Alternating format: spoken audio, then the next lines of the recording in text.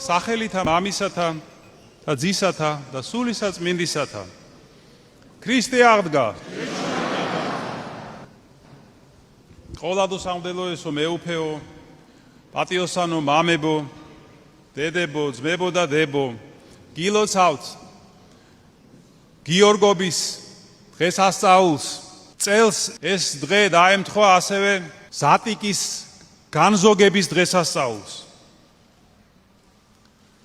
განზოგება ნიშნავს ნახევარს, უпростоრედ განახევრებას.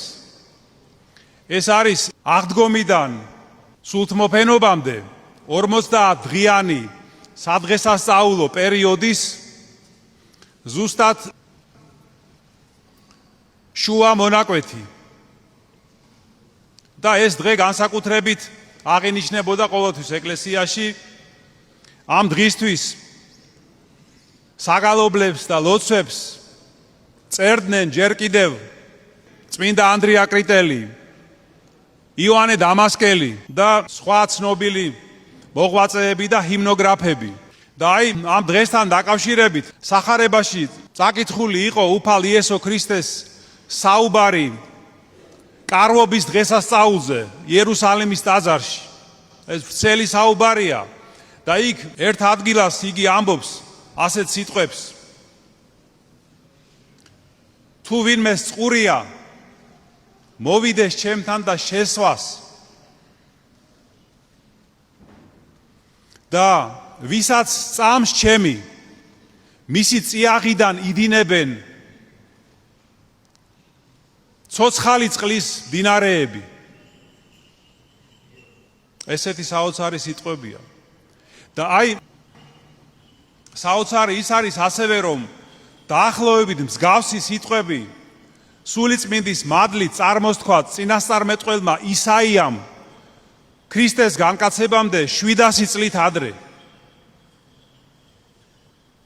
ის ამბობს ასეთ სიტყვებს, რომ ხოი მწყურვალნო, ყველანი მიდით წყალთან, ვერცხლის უქონელნო, მიდით და უსასყიდლოდ იყიდეთ.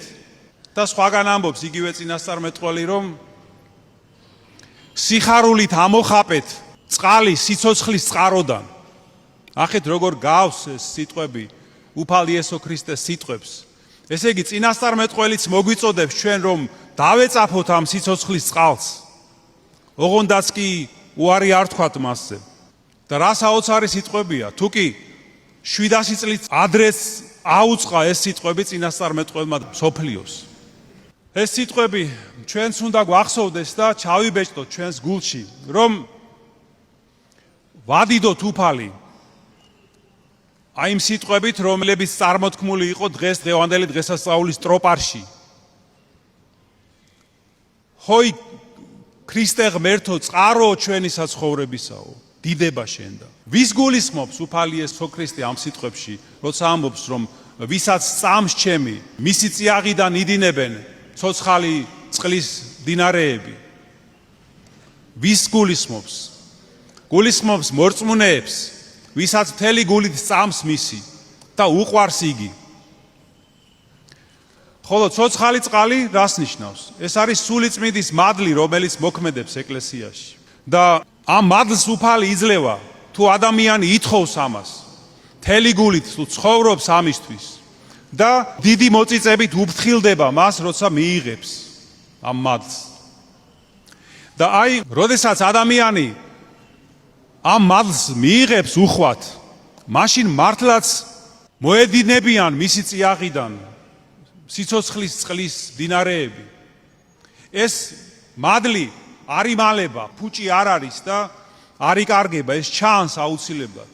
ვლინდება ადამიანის ღვაწლში, მის საუბარში, მის მეტყველებაში, სიბრძნეში, სიყვარულში, ჭეშმარიტ სიტყვებში, მის გარეგნობაშიც, მის ყველა მოძრაობაში.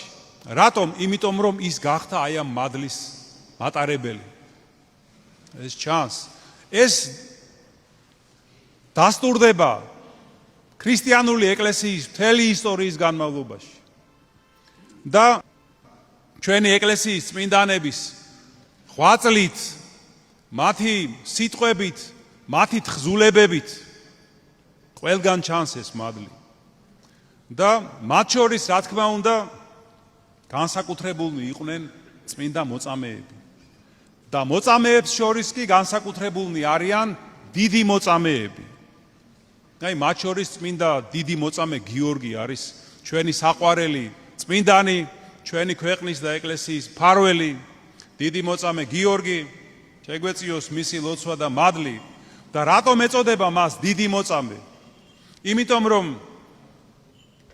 მან დაითმინა ისეთი გონებისთვის წარმოუდგენელი ტანჯვა წამება და ისეთი დიდი მადლი მოიხვეჭა, რომ მისი წამებით, მისი ამ მადლით, მისი სასწაულებით შემდგომ, რომლებიც აღასრულა მან, უამრავი ადამიანი მოექცა ჭეშმარიტ სარწმუნოებაზე და მოვიდა უფალთან. ამიტომ ეწოდება მას დიდი მოწამე.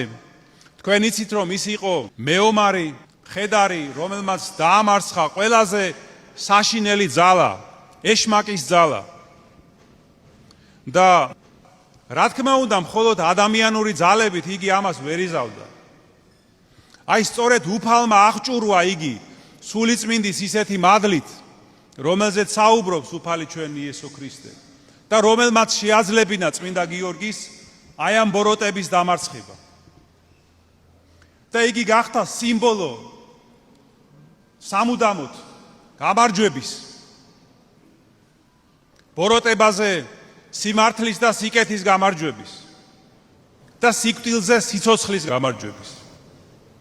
კიდევ ერთხელ გილოცავთ ძვირფასო ძმებო და დებო გიორგობას, წმინდა გიორგიმ, დიდი მოწამე გიორგიმ დაგლოცოთ, მისი ლოცვით უფალმა დაიფაროს, გააძლიეროს, გაამთლიანოს ჩვენი ქვეყანა, საქართველო, დაიფაროს ჩვენი ეკლესია და ყოველი თქვენგანი.